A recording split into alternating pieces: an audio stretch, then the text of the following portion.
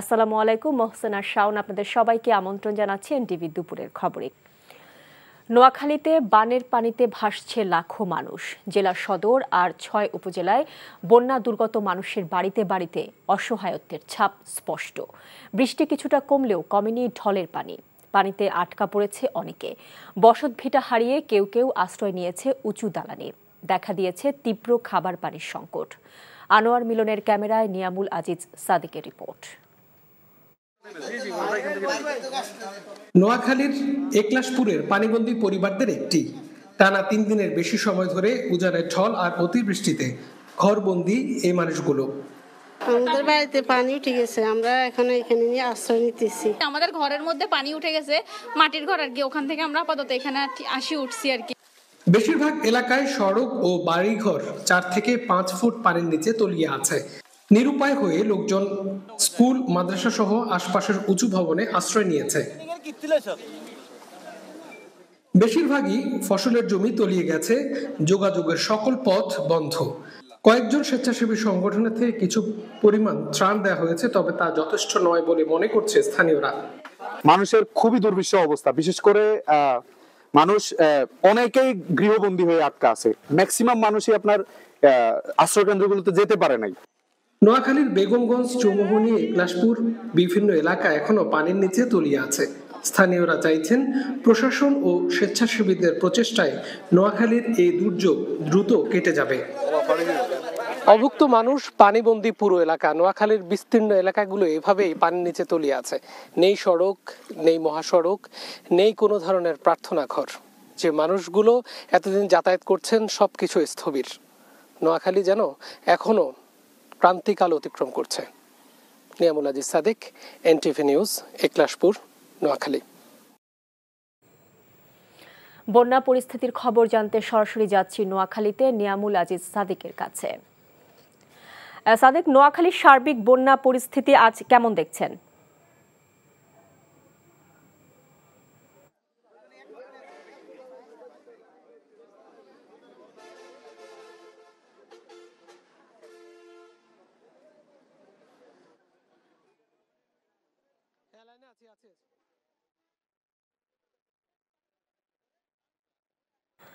দুঃখিত দর্শক, আমরা সংযোগটি বিচ্ছিন্ন হয়ে গেছে। পরবর্তীতে আবার সংযোগ স্থাপন করতে পারলে আমরা আবারও যোগাযোগ করব নিয়ামুল আজিজ সাদিকের সাথে।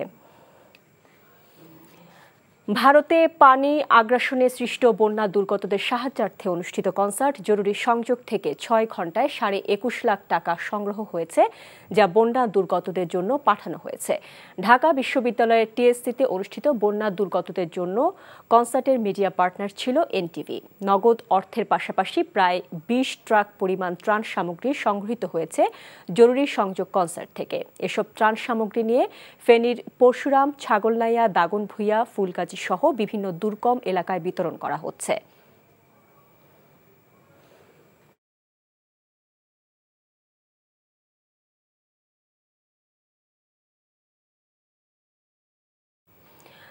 দর্শক, আমাদের সহকর্মী নিয়ামুল আজিজ সাদেক আছেন নোয়াখালীতে। আমরা বন্যা পরিস্থিতির খবর জানতে আবারও তার কাছে যাচ্ছি। সাদেক, নোয়াখালীর সার্বিক বন্যা পরিস্থিতি আজ কেমন দেখছেন আমাদের জানাবেন।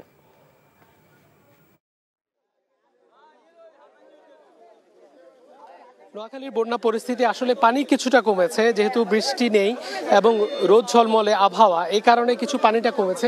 কিন্তু এই যে মানুষগুলো আপনি দেখতে পাচ্ছেন, এখানে যে বিস্তীর্ণ যে গ্রামগুলো রয়েছে, প্রায় কয়েক লাখ মানুষ এই পেছনের গ্রামগুলোতে বন্দী আছেন। কিছুক্ষণ আগে আমি এই জায়গাগুলোতে গিয়েছি এবং দেখেছি মানুষ পুরোপুরি বন্দী অবস্থায় আছেন। সেখানে খাবার পানির অপর্যাপ্ত অবস্থা আছে, সেখানে বিশুদ্ধ খাবার পানি নেই, সেখানে খাবার নেই। সে মানুষগুলো, আমরা যখন যাচ্ছিলাম এখানে কিছু স্বেচ্ছাসেবী সংগঠন তাদেরকে খাবার, স্যালাইন, বিশুদ্ধ পানি এবং অন্যান্য যে খাবার দিচ্ছেন সেগুলো তারা খাচ্ছেন, তবে সেগুলো শুধু শুকনো খাবার। অনেক দিন থেকেই তারা কিন্তু রান্না করা খাবারের যে অপর্যাপ্ততা সেটির কথা আমাদেরকে বলছিলেন। তবে সেই জায়গা থেকে ধীরে ধীরে তারা উন্নতির জন্য স্বেচ্ছাসেবী যে সংগঠনগুলো আছে তাদের কাছে বারবার আবেদন জানাচ্ছেন যে তাদেরকে কেন রান্না করা খাবার দেওয়া হয়। এবং অনেকে চাইছেন, এখানে যে বৃদ্ধরা আছেন, নারীরা আছেন, অনেকে নিরাপদ জায়গায় আসার জন্য চেষ্টা করছেন, কিন্তু এখানে নৌকার একটি বড় ধরনের সংকট আছে। আমরা যেটা ফেনীতে দেখেছি, ফেনীতে কিন্তু ইঞ্জিন চালিত অনেক নৌকা ছিল, সেই নৌকাগুলো কিন্তু আমরা এখানে দেখতে পাচ্ছি না। এখানে আপনি নিশ্চয়ই দেখতে পাচ্ছেন যে ডিঙ্গি নৌকা আছে, বেশ কয়েকটি ডিঙ্গি নৌকা আছে, কিন্তু এত ছোট নৌকা যেখান দিয়ে কিন্তু আসলে সত্যিকার অর্থে অসংখ্য মানুষ কিন্তু চলাচল করতে পারছে না, যেহেতু এই জায়গাগুলো কিছু কিছু জায়গা উঁচু নিচু, কোনো কোনো জায়গায় নৌকাগুলো আটকে যাচ্ছে। সেখানে এই উদ্ধার কার্যক্রম কিন্তু অনেকটাই ধীর গতিতে চলছে এবং এখানে স্থানীয় মানুষের অভিযোগ যে অন্যান্য মানুষগুলোকে যেভাবে চেষ্টা করা হয় উদ্ধার করার জন্য, সেই তুলনায় কিন্তু নোয়াখালীতে খুব বেশি সেই চেষ্টাটা তারা দেখেননি। স্থানীয় প্রশাসনের কাউকে তারা চাইছেন যে এখানে এসে তারা সম্মিলিতভাবে যেন কার্যক্রম উদ্যোগ নেয়। আপনাকে বলিয়ে রাখি যে কোম্পানিগঞ্জ, চন্দ্রগঞ্জ এবং চৌমোহনীর আশপাশের যে এলাকাগুলো সেগুলো এখনো জলমগ্ন আছে। সেখানের মানুষগুলো কিন্তু দুবেলা দুমুঠো যে খাবারের সন্ধান সেটি করতে পারছে না, যেটি আমরা সকাল থেকেই দেখছি। সেখানে স্বেচ্ছাসেবক দলগুলো খুব বেশি আসছে না। একই জায়গায় কিন্তু অনেক স্বেচ্ছাসেবক দল যাচ্ছে, আশপাশের যে গ্রামগুলো সেখানে খাবার পাওয়া যাচ্ছে, কিন্তু যে বিস্তীর্ণ গ্রাম সেখানে কিন্তু খাবার সেই তুলনায় যাচ্ছে না। এবং একই সাথে আমি বলতে চাই যে ফেনীর অবস্থা কিন্তু আজকে শোচনীয়। আমি ফেনী থেকে এসেছিলাম এবং ফেনীর যে ছাগলনাইয়া, পরশুরাম, সোনাগাজী এই জায়গাগুলোতে মানুষ এখনো আটকে আছে। তাদেরকে উদ্ধারের জন্য কার্যক্রম শুরু করেছে, বেশ কয়েকটি ইঞ্জিন চালিত নৌকা সেখানে গিয়েছে, একই সঙ্গে স্পিড বোটগুলো গিয়েছে বিভিন্ন জায়গা থেকে। কিন্তু সম্মিলিতভাবে তারা চাইছেন যে স্থানীয় প্রশাসনের সাথে এবং ফায়ার সার্ভিসের সাথে বিজিবি এবং অন্যান্য যে আইনশৃঙ্খলা বাহিনী আছে তারা যেন তাদেরকে উদ্ধার করে নিয়ে যায়। একই সঙ্গে যে মানুষগুলো ভালনারেবল পজিশনে আছে, ঝুঁকিপূর্ণ অবস্থায় আছে, তাদেরকে হাসপাতালে নিয়ে যাওয়া হয়। যারা প্রসূতি রয়েছে তাদেরকে চিকিৎসা সেবা দেওয়া হয়। যারা অসুস্থ আছে তাদেরকে যেন অন্তত যে ফার্স্ট এইডের যে ওষুধগুলো আছে সেগুলো যেন দেওয়া হয়, সেই আহ্বান তারা বারবার করে যাচ্ছিলেন। সকাল থেকে আমরা দেখেছি যে ঢাকা থেকে অনেকগুলো ইঞ্জিন চালিত নৌকা এসছে, সেই ইঞ্জিন চালিত নৌকাগুলো সেখানে যাওয়ার চেষ্টা করছে। আর সর্বশেষ আপনাকে জানিয়ে রাখতে চাই, এখানে অসংখ্য স্বেচ্ছাসেবকরা এসেছেন, বিশেষ করে চট্টগ্রাম থেকে এসেছেন, ঢাকা থেকে এসেছেন এবং স্থানীয়রা তাদেরকে সহায়তা করছেন। এ ধরনের ছোট ছোট নৌকা দিয়ে তারা তাদের ত্রাণগুলো পৌঁছে দেওয়ার চেষ্টা করছেন। যদিও তারা একই অভিযোগ বারবারই করছেন যে এই ত্রাণগুলো পর্যাপ্ত নয়, তাদের আরও বেশি ত্রাণ প্রয়োজন, তাদের আরও বেশি সহায়তা প্রয়োজন এবং বন্যার পানি নেমে গেলে তাদেরকে যে সহায়তাটি দেওয়া দরকার, আর্থিক সক্ষমতা তাদের অনেকের নেই, সেই বিষয়গুলোর দিকে দৃষ্টি দেওয়ার জন্য তারা অনুরোধ করেছেন। এ ছিল আমার নোয়াখালীর সর্বশেষ অবস্থা। জানছিলাম নোয়াখালীর বন্যা পরিস্থিতির খবর। বানভাসী দুর্গত মানুষের জন্য চলছে ত্রাণ সংগ্রহের কাজ। ঢাকা বিশ্ববিদ্যালয়ের টিএসসিতে বৈষম্য বিরোধী আন্দোলনের ত্রাণ তহবিলে জমা হচ্ছে ত্রাণ। সেই খবর জানতে যাচ্ছি নজরানা চৌধুরীর কাছে। নজরানা, ত্রাণ তহবিলে মানুষের সাড়া কেমন দেখছেন?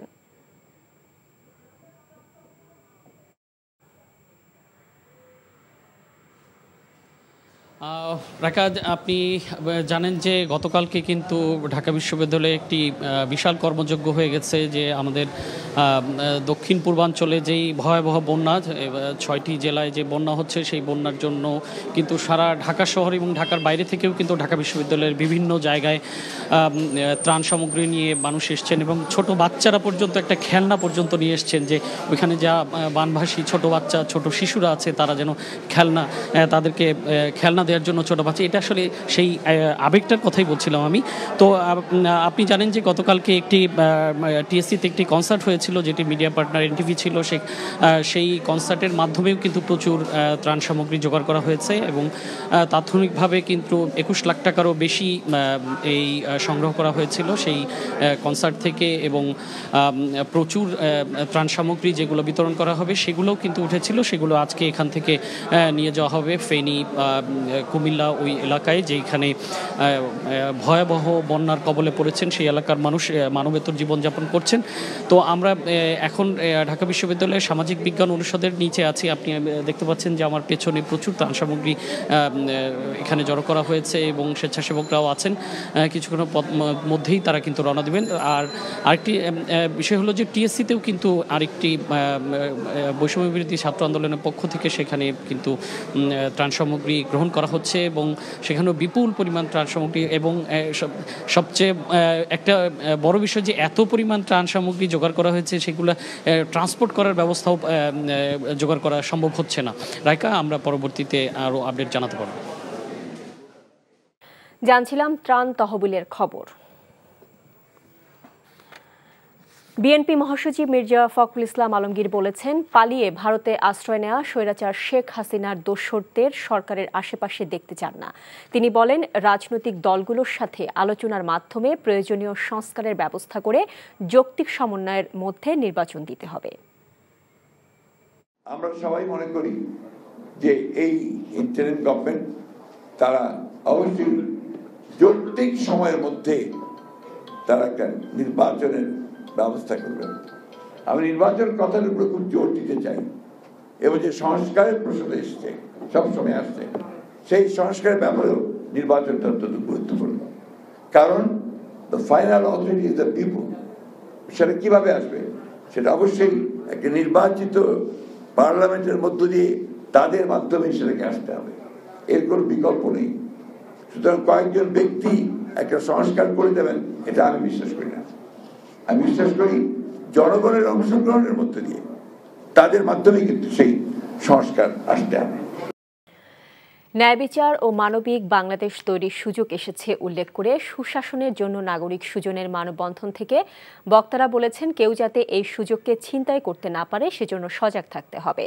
রাজধানীর মানিক মিয়া অ্যাভিনিউতে সংসদ ভবনের সামনে অসাম্প্রদায়িক ও মানবিক রাষ্ট্র গঠনের দাবিতে সুজনের পক্ষ থেকে এক মানববন্ধনের আয়োজন করা হয়। মানববন্ধন থেকে বক্তারা বলেন, দেশের মানুষ ছাত্র জনতার গণ অভ্যুত্থানের মধ্য দিয়ে বাক স্বাধীনতা ফিরে পেয়েছে, পতন হয়েছে স্বৈরাচারের।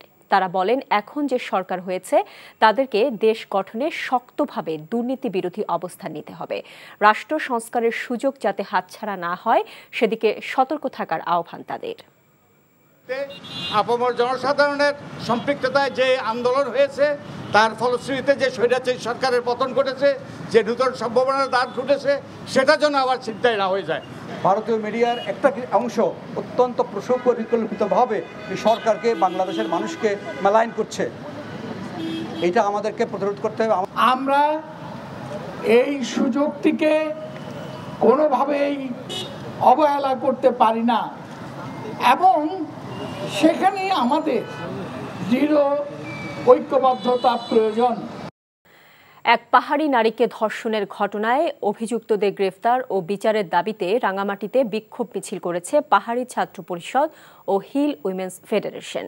সকালে শহরের রাজবাড়ী এলাকা থেকে একটি বিক্ষোভ মিছিল বের হয়ে প্রধান সড়ক প্রদক্ষিণ শেষে জেলা প্রশাসকের কার্যালয়ে সমাবেশ করেন তারা।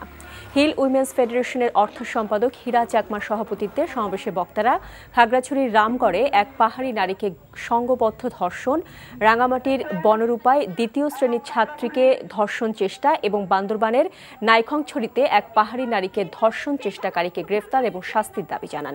একই সাথে পার্বত্য চট্টগ্রাম চুক্তি যথাযথ ও পূর্ণাঙ্গ বাস্তবায়নের লক্ষ্যে দ্রুত রোডম্যাপ ঘোষণারও দাবি জানানো হয়। সৌদি আরবের মক্কায় আন্তর্জাতিক হিফজুল কোরআন প্রতিযোগিতায় এবারও দেশের জন্য অনন্য গৌরব বয়ে এনেছেন এদেশের বাংলাদেশের দুই মাদ্রাসা শিক্ষার্থী।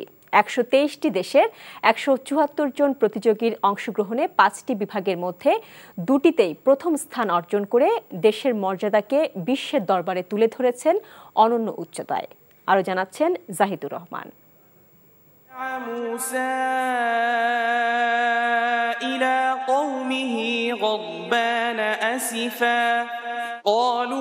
পবিত্র মক্কা নগরীর মসজিদে হারামে গত 21 আগস্ট অনুষ্ঠিত আন্তর্জাতিক কোরআন প্রতিযোগিতায় জোড়া সাফল্য বয়ে আনা বাংলাদেশের দুই প্রতিযোগীর একজন হাফেজ আনাস বিন আতিক, অন্যজন হাফেজ মুআজ মাহমুদ।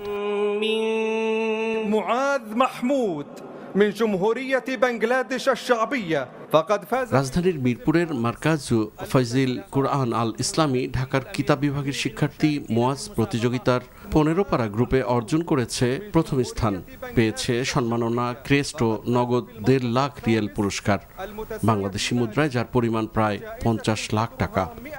আমি ওইরকম কখনোই কোনো ভালো ছাত্র ছিলাম না এবং এখন আমি খুব দুর্বল ছাত্র। একমাত্র ওস্তাদের পরিশ্রম এবং আমার মা বাবার দোয়া, আমার ওস্তাদের দোয়ার কারণে আল্লাহ এখানে এনেছেন। আমার একটাই উদ্দেশ্য, আল্লাহ তাআলার দ্বীনের যেন অনেক বড় খিদমত করতে পারি, আল্লাহ যেন আমাকে মাকবুল খাদিম হিসেবে কবুল করেন। বিশ্বের সবচেয়ে বড় কোরআন প্রতিযোগিতায় প্রথম স্থান অর্জনের মাধ্যমে বিশ্বজুড়ে দেশের সুনাম ছড়িয়ে দেয় আনন্দিত মুআজের ওস্তাদ ও সতীর্থরাও। নিজের শিক্ষায়তনে শিখতে হচ্ছেন দোয়া, ভালোবাসার ফুলেল শুভেচ্ছায়।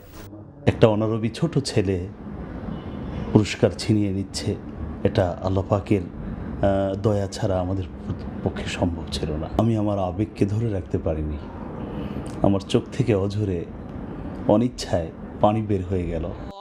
কিং আব্দুল আজিজ হিফজুল কোরআন প্রতিযোগিতায় ৪৪তম আসরে এবার অংশ নেন সর্বোচ্চ সংখ্যক প্রতিযোগী। সৌদি আরবের বাদশাহ সালমান বিন আব্দুল আজিজের পক্ষ থেকে বিজয়ীদের মাঝে পুরস্কার তুলে দেন মক্কার deputy governor prince Saud bin Mishal bin Abdul Aziz. Zahidur Rahman, NTV news, Dhaka. বটসওয়ানার একটি খনি থেকে ২৫০০ ক্যারেটের একটি হীরাখণ্ড পাওয়া গেছে। বটসওয়ানা সরকারের ধারণা এই হীরাখণ্ডটি বিশ্বের দ্বিতীয় বৃহত্তম হীরা। কানাডার খনি কোম্পানি লুকারা ডায়মন্ড কর্পোরেশন এক বিবৃতিতে জানিয়েছে তারা বটসওয়ানার কারোয়ে খনি থেকে ব্যতিক্রমী রুক্ষ হীরাটি আবিষ্কার করে। হীরাটি গত ১০০ বছরের বেশি সময়ের মধ্যে পাওয়া সবচেয়ে বড় হীরা এবং ১৯০৫ সালে দক্ষিণ আফ্রিকার কুলিনান নামের হীরাখণ্ড আবিষ্কৃত হওয়ার পর খনি থেকে খনন করা দ্বিতীয় বৃহত্তম হীরা। নতুন আবিষ্কৃত হীরাটি বটসওয়ানার প্রেসিডেন্ট মগুই ইতসি মাসিসির কার্যালয় থেকে বিশ্বের সামনে উপস্থাপন করা হবে বলে জানিয়েছে সরকার। এই ছিল দুপুরের খবরে। এই খবরের ভিডিও সহ আপডেট জানতে ভিজিট করুন এনটিভি অনলাইন www.ntvbd.com। এছাড়াও এনটিভি জনপ্রিয় সব অনুষ্ঠান ও খবরের আপডেট জানতে ভিজিট করুন আমাদের ইউটিউব ও ভেরিফাইড ফেসবুক পেজ। ৫টায় দেশের খবর দেখার আমন্ত্রণ রইল। এতক্ষণ সাথে থাকার জন্য সবাইকে ধন্যবাদ।